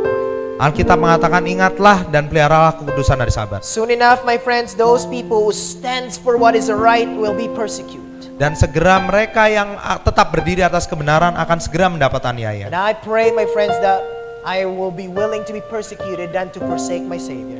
Dan saya lebih memilih untuk boleh dianiaya daripada meninggalkan juru selamat saya. The Bible promises in Revelation 15 and verse 2. Dan Alkitab mengatakan di Wahyu 15 ayat 2 dijanjikan. Let's read it together as we end. Mari kita baca bersama seiring kita mengakhiri. Dan aku melihat sesuatu bagaikan laut kaca bercampur api. Dan di tepi lautan kaca itu berdiri orang yang telah mengalahkan binatang itu. Dan patungnya dan bilangan namanya. Pada mereka ada kecapi Allah. Those people who will be saved, my dear friends, those people who doesn't have the mark of the beast. Mereka yang akan diselamatkan adalah mereka yang tidak menerima tanda binatang. So the question is for tonight, which will you receive? Jadi pertanyaan pada malam hari ini, yang mana yang akan kita terima? The mark of the beast Sunday Tanda binatang hari Minggu or the seal of God Saturday? atau materai Tuhan hari Sabat? It's very clear, my dear friends. Dan ini sangat jelas sekali teman-teman. This is what the Bible said. This is not just my own opinion. Ini adalah apa yang Alkitab katakan, bukan pendapat saya sendiri. You see this, my dear friends. You saw it in your very eyes. Dan Anda melihatnya di hadapan Anda sendiri. Let me end with a story tonight. Izinkan saya mengakhiri dengan sebuah cerita pada malam hari ini. A story was told, my dear friends, in the dark ages. Sebuah kisah diceritakan terjadi di abad ke-8 dulu. That it's a death penalty, my dear friends, if you worship God. Adalah sebuah hukuman mati kalau kita memilih untuk berbakti pada It's a Tuhan. death penalty if you're a Christian. Itu adalah menjadi hukuman mati kalau kita menjadi orang Kristen. In the time of the Roman Church, my friends, they persecuted people who followed Jesus. Dan di masa kekaisaran Romawi, mereka menganiaya atau membunuh orang-orang yang mengikuti The story Yesus. was told that 40 men were caught saying they were Christians. Akhirnya 40 orang kedapatan mengatakan bahwa mereka ini orang Kristen. 40 men stood for Jesus. 40 orang yang berani berdiri untuk Yesus. And they needed to be killed. Dan mereka perlu untuk dibunuh akhirnya. So the officers of the Roman army brought them to the icy cold river. Jadi akhirnya gerombolan pasukan Kaisaran Romawi membawa mereka ke sungai yang menggigil dingin. The river was freezing, my dear friends, and they were brought there, stripped naked. Sungai itu bahkan sampai beku, akhirnya orang itu dibawa ke sana sambil telanjang bulat-bulat. And the Roman leader said, Dan si pemimpin tentara Romawi itu mengatakan, if you follow Jesus, then you'll die. kalau kamu masih tetap mau ikut Yesus, kamu akan mati. We'll let you die in cold. Kita akan biarkan kamu mati kedinginan But di if you sini. say you don't want to be a Christian anymore, you can come. We can spare your life. Tapi kalau kamu mau mengatakan saya mau keluar jadi orang Kristen, kita akan ampuni hidup kalian. These 40 men were so faithful to their God. 40 orang ini begitu setia pada Tuhan. They were there stripped naked and they were so cold outside. Mereka di sana telanjang bulat-bulat dan begitu kedinginan. They were freezing. Mereka akhirnya sampai dingin beku. And they said in order for them to have the minds attuned to Jesus, they started to sing a song. Dan akhirnya untuk memelihara pikiran mereka tetap tertuju pada Yesus, mereka akhirnya menyanyikan sebuah lagu. They sang 40. Mereka menyanyikan 40. Men of God are we. Kami umat Tuhan, Faithful forever we shall be. setia terus sampai akhir. 40. 40. Men of God are we. Kami umat Tuhan, Faithful forever we shall be. setia selamanya kami. They started singing that song aloud, my dear friends. Mereka mulai menyanyi dengan semakin keras, And teman-teman. the general of the Roman army came to go out, and he was so touched of what these Christians were doing. Sehingga jenderal dari tentara kekaisaran itu mulai tersentuh akan apa yang mereka lakukan. 40 men of God are we, faithful forever we shall be. 40 kami umat Tuhan setia selamanya. No one can take us away from our faith. Gak ada yang bisa mengalihkan kami dari iman We kami. will die for Jesus. Kita rela mati untuk Started Yesus. singing that song, my friends, and one of them Dan akhirnya mereka mulai menyanyi, dan salah satu dari mereka akhirnya came out of the group. keluar dari kelompok itu. He went out Dia keluar, and he began to shout, I don't want to be a Christian anymore. It's so hard to be a Christian. dia keluar dan dia berseru, saya nggak mau lagi jadi orang Kristen, begitu berat rasanya. It's so hard. Begitu berat. He went out and he said to the officer, I don't want to be a Christian anymore. Dia keluar dan dia katakan pada si petugas, saya nggak mau jadi orang Kristen lagi. He was saved. Akhirnya dia diampuni. The story was told that these 39 men started to look at each other. Akhirnya 39 orang sisanya ini saling tatap. What should we satu sama do? lain. Apa yang harus kita lakukan nih? We can't survive this. Kita nggak akan bisa selamat. One of them stood up and said, I will die for Jesus. Satu dari mereka akhirnya berani mengatakan, saya tetap akan mati demi Yesus. And they started to sing a song. Lalu mereka terus mulai bernyanyi lagi. 39 39. men of God are we. Kami umat Tuhan, Faithful forever we shall be. setia sampai akhir. 39 39. men of God are we. Kami umat Tuhan, Faithful forever we shall be. setia sampai akhir. And then the story was told that general who was looking at them, Lalu akhirnya diceritakan bahwa jenderal yang menatapi mereka, he took up his helmet.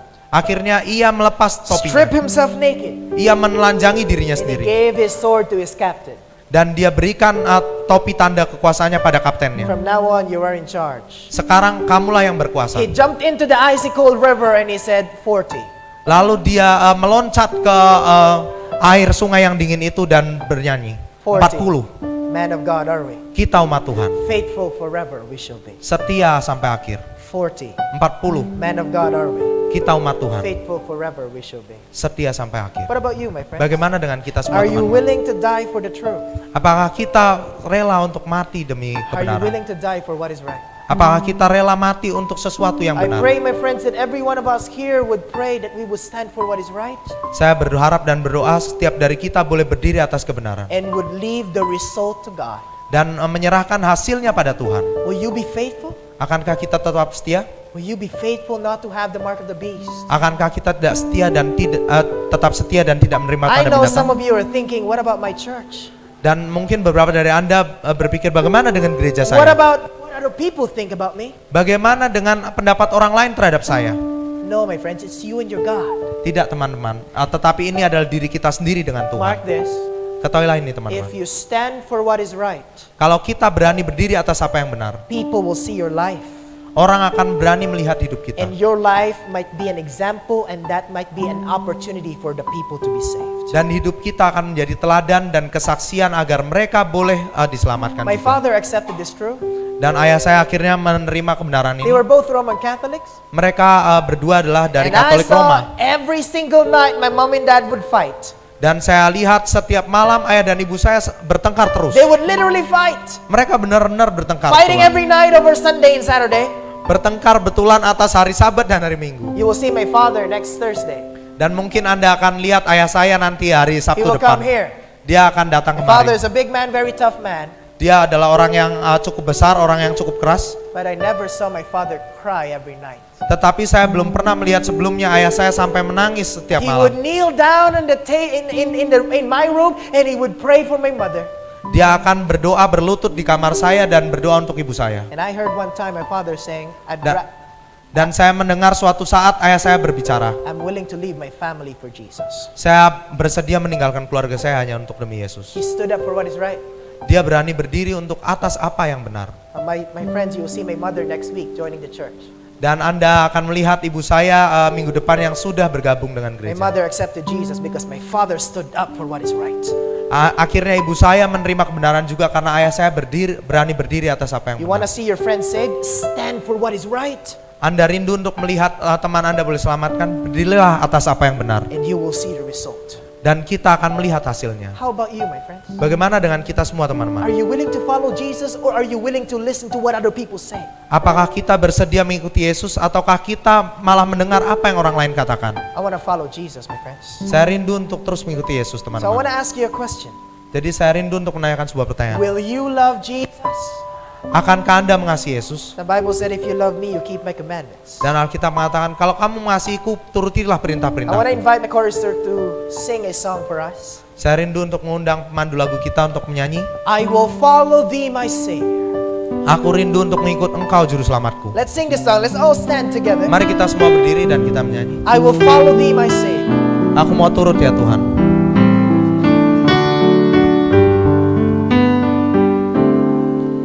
Aku mau turut ya Tuhan, kemana pun disuruh, hingga usai perjalanan, aku turut padamu.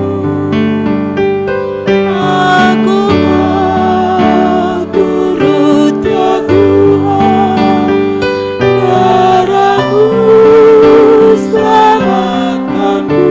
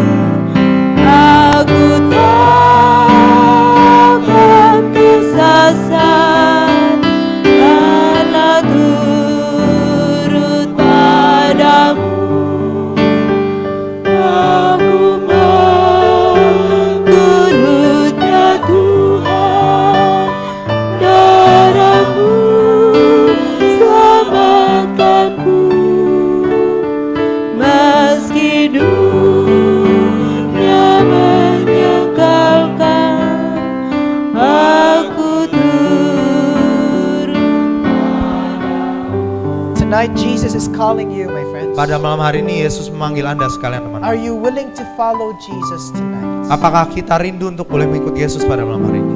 That's the question for tonight that we have for your hearts. Itulah pertanyaan yang boleh kita sampaikan ke hati setiap kita. As we sing the final stanza, Seiring kita menyanyikan baris yang terakhir, I wanted you to pray in your hearts saya mau Anda sekalian untuk berdoa dalam hati and ask saudara-saudara yourself, is Jesus calling me?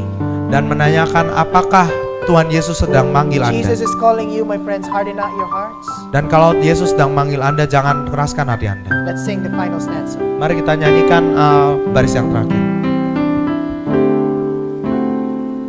Meski banyak godaan, tiap hari ku tempuh, Engkau telah kalahkan setan, aku turut padamu.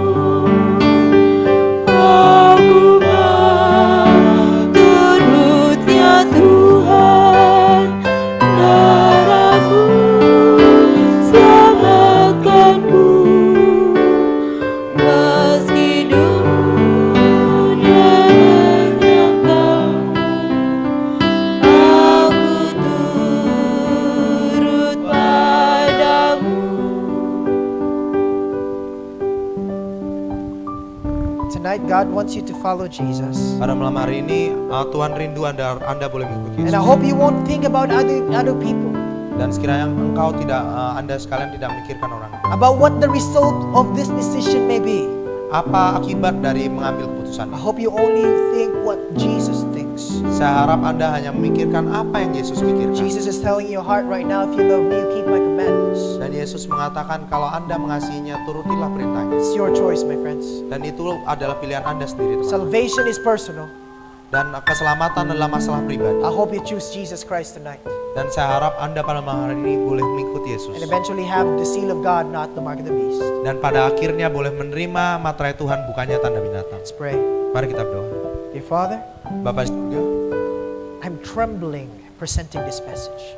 saya gemetaran untuk menyampaikan pekabaran ini. It's not easy, Father, Bukan hal yang mudah ya Tuhan. but I have to tell people the truth. Tapi saya perlu menyampaikan kebenaran pada I orang-orang. have to tell people what is right, Father. Perlu menyampaikan pada orang-orang apa itu kebenaran. And I want to leave the result to you.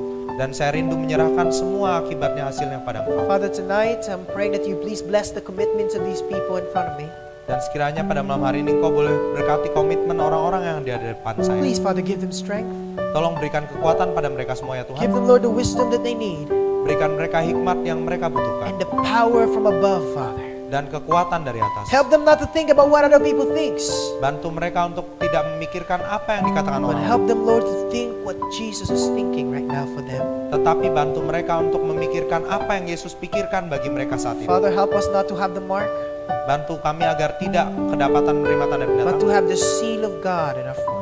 tetapi agar boleh mendapat materai Tuhan di dahi kami. Like the 40 men of old, Seperti 40 orang di zaman dulu. help us, Lord, to be faithful unto you forever. Bantu kami untuk boleh setia pada Engkau selamanya. In Christ's name we pray. Dalam nama Yesus Kristus kami berdoa. Amen. Amin. Thank you everyone for coming. Terima kasih semuanya sudah boleh datang. God bless you and I hope to see you tomorrow. Tuhan berkati dan berharap berjumpa kembali dengan Anda besok. The topic for tomorrow, my dear friends, is the unpardonable sin. Dan judulnya besok adalah dosa yang tidak dapat diampuni. The sin that God cannot forgive. Dosa yang Tuhan tidak dapat ampuni. God bless you everyone. Tuhan berkati semuanya.